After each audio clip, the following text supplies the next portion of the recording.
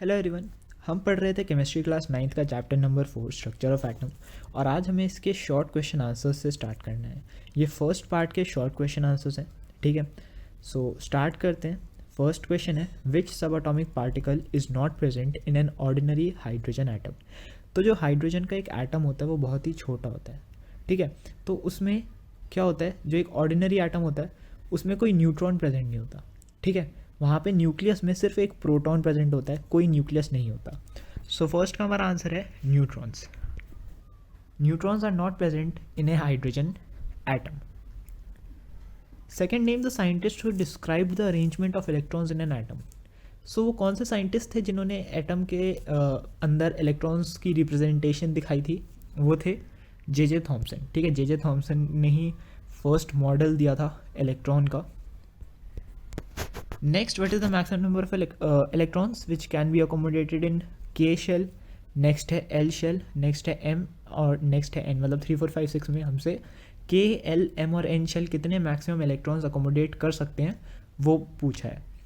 सो जो K होता है वो मैक्सिमम ऑफ 2 इलेक्ट्रॉन्स करता है, M shell मैक्सिमम 8 करता है, N shell जो होता है K के बाद L आता है, K जो होता है वो 2 इलेक्ट्रॉन्स करता है, L जो है वो 8 इलेक्ट्रॉन्स करता है, M 18 इलेक्ट्रॉन्स और N 32 इलेक्ट्रॉन्स, ठीक है।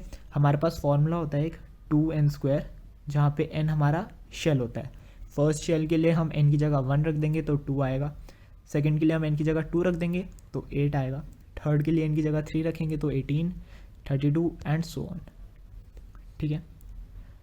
Next question number 7 to 13। Seventh question, what is the maximum number of electrons which can be accommodated in the innermost shell of an atom and the outermost shell of an atom? सो किसी भी, अब ये चीज़ हमेशा याद रखना, ठीक है, बहुत इंपॉर्टेंट चीज़ है। इनर मोस्ट में तो हमेशा 2 ही होते हैं, क्योंकि इनर मोस्ट शेल कौन सा होता है? के शेल, ठीक है, जिसमें सिर्फ 2 इलेक्ट्रॉन्स आ सकते हैं। So maximum number of electrons which can be accommodated in the innermost shell of an atom are 2। अब आउटर मोस्ट की अगर हम देखें, सो आउटर मोस्ट तो उसका एम शेल भी हो सकता है, एन शेल भी हो सकता है ना। और वैसे इसका आंसर 8 इलेक्ट्रॉन्स है कि आउटर मोस्ट में 8 इलेक्ट्रॉन्स होते हैं। पर अगर किसी के आउटर मोस्ट में एम और एन शेल्स भी प्रेजेंट है तो वो तो 18 और 32 इलेक्ट्रॉन्स भी कर सकता है, 18 एंड 32 इलेक्ट्रॉन्स भी अकोमोडेट कर सकता है। बट फिर भी उसके आउटर मोस्ट में 8 ही क्यों होंगे? सो इसका रीज़न ये है कि किसी भी एटम का जो आउटर मोस्ट शेल होता है वो 8 इलेक्ट्रॉन से ज़्यादा नहीं ले सकता, ठीक है। क्यों नहीं ले सकता? क्योंकि अगर वो 8 इलेक्ट्रॉन से ज़्यादा लेगा तो उसकी स्टेबिलिटी ख़राब हो जाएगी, वो स्टेबल नहीं रहेगा। सो भले ही उसका आउटर मोस्ट इलेक्ट्रॉन जो है वो अकोमोडेट कर सकता हो 8 से ज़्यादा इलेक्ट्रॉन्स, पर आउटर मोस्ट है अगर तो वो करेगा 8 ही। फॉर एग्जांपल अगर एम शेल है, सो एम शेल अगर आउटर मोस्ट है तो वो सिर्फ 8 इलेक्ट्रॉन्स करेगा। अगर आउटर मोस्ट नहीं है, एम के बाद एन शेल भी है किसी एटम में, तो जो एम शेल है वो 18 इलेक्ट्रॉन्स अकोमोडेट करेगा, एन शेल जो है वो सिर्फ 8 करेगा, ठीक है। ये चीज़ मैंने बहुत अच्छे से वीडियोस में समझाई थी। सो अगर आपको ये चीज़ क्लियर नहीं है तो आप वो भी देख सकते हैं। बाकी मैंने यहाँ पे एक थोड़ा सा रिकैप दे दिया कि मैंने क्या बताया था, ठीक है। सो इस चीज़ का हमेशा याद रखना कि आउटर मोस्ट शेल में सिर्फ 8 इलेक्ट्रॉन्स प्रेजेंट हो सकते हैं। Next, what is the usual symbol for an electron, proton and neutron. So हम हर जगह इलेक्ट्रॉन, प्रोटॉन और न्यूट्रॉन, मैं काफ़ी नीचे आ गया, I am really sorry. 7th question का 8th क्वेश्चन है, name the 3 sub atomic particles present in an atom. So 3 sub atomic particles कौन से होते हैं एटम में? Electrons, protons and neutrons. ये 3 सब अटोमिक पार्टिकल्स हम इन्हें कहते हैं जो एक एटम के अंदर प्रेजेंट होते हैं, ठीक है। एटम के अंदर है तो सब atomic. Next, name the negatively charge particle present in atom of all the elements. तो नेगेटिवली चार्ज कौन सा पार्टिकल होता है? इलेक्ट्रॉन, प्रोटॉन एंड न्यूट्रॉन में से जो इलेक्ट्रॉन होता है वो नेगेटिवली चार्ज होता है। तो यहाँ पे हमारा आंसर आएगा electron is the negatively charge particle. Next जो 10th क्वेश्चन है वो मैंने देख लिया था, हमें उसमें पूछा है कि कौन से साइंटिस्ट ने वो इलेक्ट्रॉन डिस्कवर किया है। सो किस साइंटिस्ट ने डिस्कवर किया था इलेक्ट्रॉन? वो थे जे थॉम्सन, और उन्होंने अपना मॉडल दिया था फिर वो pumpkin pudding model, watermelon model, ठीक है, वही। तो उन्होंने डिस्कवर किया था इलेक्ट्रॉन। नेक्स्ट हमें बताना था, जो मैंने पहले पढ़ दिया था 11th question, what is the usual symbol for an electron, proton and neutron. तो जब भी हम लिखते हैं इलेक्ट्रॉन, प्रोटॉन, न्यूट्रॉन तो हम बड़ी हायर क्लासेस में पूरा नहीं लिखते, हम उनकी जगह साइंस बनाते हैं। सो इलेक्ट्रॉन का साइन होता है ई माइनस, माइनस ऊपर पावर की तरह, पी प्रोटॉन का प्लस, और एन न्यूट्रल है तो उसके ऊपर कोई चार्ज नहीं आता। सो electron, proton and neutron. 12th state, true or false? Thomson proposed that the nucleus of an atom contains protons and neutrons. Thomson ने प्रोटॉन्स और न्यूट्रॉन्स के बारे में बताया था. थॉमसन का जो मॉडल था दैट फोकस्ड ऑन इलेक्ट्रॉन्स. उस टाइम तक न्यूट्रॉन्स डिस्कवर नहीं किए गए थे. ठीक है, सो उसने न्यूक्लियस के बारे में कुछ नहीं बताया था. So this is a false statement. Next, the cathode rays obtained from all the gases consist of negatively charge particles called electrons. ये सही है, ये उनका एक्सपेरिमेंट था. ठीक है, थॉमसन ने जो एक्सपेरिमेंट किया था डिस्चार्ज ट्यूब पे, गैस ट्यूब पे, सो उसमें यही था कि जो कैथोड होता है वो नेगेटिवली चार्ज कैथोड रेज जो होती हैं उनमें नेगेटिवली चार्ज पार्टिकल्स थे जो इलेक्ट्रॉन्स थे, और ये हर गैस में थे. सो ये स्टेटमेंट जो है ये ट्रू है. Next, the anode rays obtain from all the gases consist of positively charge particles called protons. So जो एनोड रेज ऑब्टेन हुई थी सारी गैसेस से, उन्हें पॉजिटिवली चार्ज पार्टिकल्स थे जो थे प्रोटॉन्स. क्या ये स्टेटमेंट ट्रू है? सो ये जो स्टेटमेंट है इसमें बोला गया है कि all the gases consist of positively charge particle. So यहाँ पे ये स्टेटमेंट गलत हो जाती है क्योंकि ऑल नहीं आना चाहिए था. ठीक है, प्रोटॉन जो एनोड रेज थी वो ऑल गैसेस में नहीं थी, वो क्या थी, वो सम गैसेस में था. ठीक है, सारी गैसेस उसको शो नहीं कर रही थी. So that is why this statement is false. यहाँ पे था the anode rays obtain from some gases consist of positively charge particle, तो ये स्टेटमेंट ट्रू होती. सो यहाँ पे this statement is also false.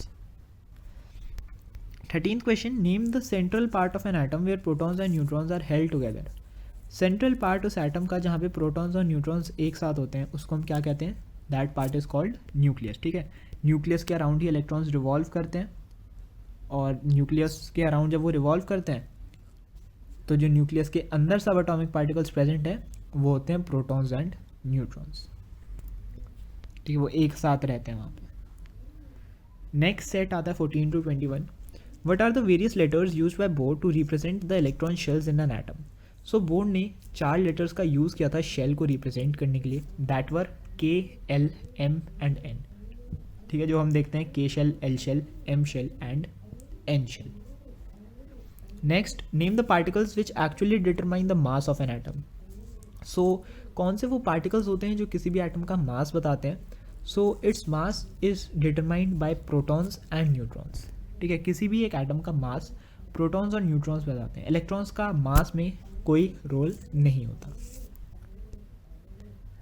Next, name the positively charge particle present in the atoms of all element. तो जितने भी elements होते हैं उनमें पॉजिटिवली चार्ज पार्टिकल जो होता है वो होता है प्रोटॉन. अभी हमने नेगेटिवली चार्ज देखा था इलेक्ट्रॉन, पॉजिटिवली चार्ज होता है proton. 17th, what is the electronic configuration of a hydrogen atom. अब हाइड्रोजन एटम में सिर्फ एक ही इलेक्ट्रॉन है तो उसकी इलेक्ट्रॉनिक कन्फिग्रेशन क्या होगी? सिर्फ 1. एक शेल, पहले शेल में एक इलेक्ट्रॉन आ गया, so that is 1. Next, how many times is a proton heavier than an electron. ये फैक्चुअल चीज़ें हैं, ये आपको याद रहनी चाहिए. 1840 टाइम्स हैवियर. ठीक है, इसमें समझने वाला कुछ नहीं है. इसमें क्या समझोगे कि प्रोटॉन जो है वो 1840 टाइम्स हैवियर एट इलेक्ट्रॉन से, ये आपको याद रखना पड़ेगा. ठीक है, so proton is 1840 times heavier. 19th, name the gas which produces anode rays consisting of protons in the discharge tube experiment. So कौन सी गैस थी? अभी मैंने बताया था सारी गैसेस नहीं करती. ठीक है, कुछ ही गैसेस करती हैं. तो उनमें से जो पहली थी जिसको एक्सपेरिमेंट के लिए यूज़ किया गया था दैट वाज हाइड्रोजन गैस. ठीक है, जिससे प्रोटॉन्स निकले थे. Which part of an atom was discovered by Rutherford alpha scattering experiment. Rutherford का जो अल्फा स्कैटरिंग एक्सपेरिमेंट था उसने डिस्कवरी करी थी न्यूक्लियस की. ठीक है, बहुत बड़ी डिस्कवरी थी. किस चीज़ की? न्यूक्लियस की. जो सेंटर पे उन्होंने बताया था कि सेंटर पे बहुत ही एक डेंस चीज़ है एटम के जो पॉजिटिवली चार्ज है, तो वो क्या थी? न्यूक्लियस थी. पॉजिटिवली चार्ज थी due to the presence of protons in it. What is the positive charge on the nucleus of an atom due to. ये मैंने भी बता दिया. न्यूक्लियस के अंदर जो पॉजिटिव चार्ज है वो किसकी वजह से है? Due to the protons present inside the nucleus. Last है 22 to 27. 22nd क्वेश्चन है, state the number of electrons present in the outermost shell of the atoms of following elements neon and chlorine. So neon की अगर हम electronic configuration देखें सो वो होती है 2,8. ठीक है, तो 2,8 मतलब आउटर मोस्ट शेल में 8 इलेक्ट्रॉन्स. क्लोरीन की क्लोरीन की इलेक्ट्रॉनिक कन्फिग्रेशन होती है 2,8,7. सो उसके आउटर मोस्ट शेल में 7 electrons. 23rd question, which shell of an atom accommodate a maximum of 8 electrons and 32 electrons. तो 8 इलेक्ट्रॉन्स जो होता है वो एल शेल होता है। 4 शेल्स हमने देखे ना, के, एल, एम एंड एन। सो 8 होते हैं एल शेल में, एंड 8 के बाद फिर 18 और फिर 32 होते हैं एन शेल में। 24th, name the shell which can accommodate 2 and 18 electrons. So जो ऊपर नहीं मेंशन किए थे हमने, के एंड एम। के शेल करता है 2 इलेक्ट्रॉन्स को अकोमोडेट, क्या बोल रहा हूँ मैं, एंड एम शेल करता है 18 इलेक्ट्रॉन्स को accommodate. Next, which subatomic particle was discovered by Chadwick, Thomson and Goldstein. So Chadwick ने कौन सा सबएटॉमिक पार्टिकल डिस्कवर किया था? न्यूट्रॉन। थॉमसन ने क्या किया था? इलेक्ट्रॉन। एंड लास्ट साइंटिस्ट कौन से थे? गोल्डस्टीन, जिन्होंने डिस्कवर किया था प्रोटॉन, ई गोल्डस्टीन ने। 26th question, name the subatomic particle whose relative charge is +1। +1 किसका चार्ज होता है? प्रोटॉन का। -1 एंड 0। सो -1 चार्ज होता है इलेक्ट्रॉन का और 0 चार्ज होता है न्यूट्रॉन का। 0 चार्ज मतलब neutral subatomic particle. 27th last है, fill in the blanks. Number of protons in the nucleus of an atom is called its. तो जो नंबर ऑफ प्रोटॉन्स होते हैं न्यूक्लियस के, उसको हम क्या कहते हैं? उस एटम का atomic number. Second, the total number of protons and neutrons in the nucleus of an atom is called it's. जो प्रोटॉन और न्यूट्रॉन का सम होता है उसको हम कहते हैं मास नंबर। ठीक है, सिर्फ प्रोटॉन्स को हम कहते हैं atomic number, sum of protons and neutrons को हम कहते हैं mass number. Then an atom of atomic mass number 23 and atomic number 11, the atom has dash electrons। तो अगर उसका atomic number 11 है तो उसके कितने इलेक्ट्रॉन्स होंगे? 11 इलेक्ट्रॉन्स। ठीक है, 23 सिर्फ कंफ्यूज करने के लिए दे रखा था। ठीक है, इसका कोई यूज़ नहीं है यहाँ पे। अगर उसका atomic number 11 है सो मतलब उसमें 11 इलेक्ट्रॉन्स प्रेजेंट हैं। डी पार्ट है, an atom of an element has 11 protons, 11 electrons and 12 neutrons, then the atomic mass of an atom। तो अगर एटॉमिक मास हमें निकालना है, सो एटॉमिक मास किसके इक्वल होता है? प्रोटॉन्स और न्यूट्रॉन्स के सम के। सो यहाँ पे प्रोटॉन्स हैं 11 एंड न्यूट्रॉन्स हैं 12। सो यहाँ पे जो सम होगा हमारे पास, that will be 23। So D part है 23। ठीक है, सी का हमने देखा था atomic number 11। If the nucleus of an atom has atomic number 17, mass number 37 and there are 17 electrons outside the nucleus, the number of neutrons in it is. So एक न्यूक्लियस है जिसका मतलब एक न्यूक्लियस है एटम का जिसका एटॉमिक नंबर 17 है, मास नंबर 37 है और 17 इलेक्ट्रॉन्स उसके बाहर हैं। सो नंबर ऑफ न्यूट्रॉन्स कितने होंगे? देखो 17 इलेक्ट्रॉन्स अगर बाहर हैं तो मतलब नंबर ऑफ प्रोटॉन्स भी 17 होंगे। नंबर ऑफ प्रोटॉन्स 17 है और मास नंबर उसका 37 है। समझ रहे हो? Mass number is 37 and number of neutrons are 17। So number of neutrons कितने हो जाएंगे? मास नंबर पता है, प्रोटॉन पता है, न्यूट्रॉन कितने होंगे? मास नंबर में से हम प्रोटॉन माइनस कर देंगे, दैट कम्स टू 20। सो हमारे पास यहाँ पे जो आंसर आएगा दैट विल बी 20 न्यूट्रॉन्स। इसको इरेज कर देता हूँ।